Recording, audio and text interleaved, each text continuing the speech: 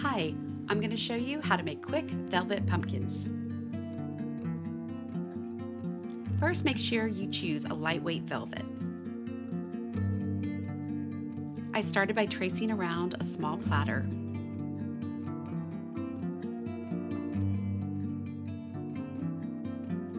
Then I sewed a running stitch around the diameter and pulled the thread to form a small bag.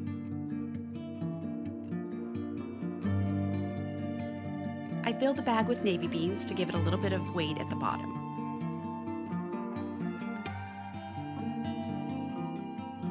I filled the rest of the pumpkin with polyfill. You can use more for a firmer pumpkin or use less for it to feel more like a bean bag.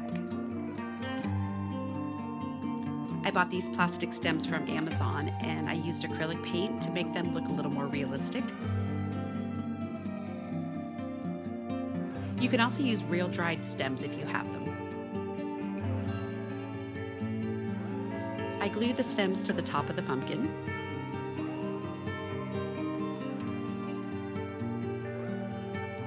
And I realize I should have used more glue here, but you get the idea.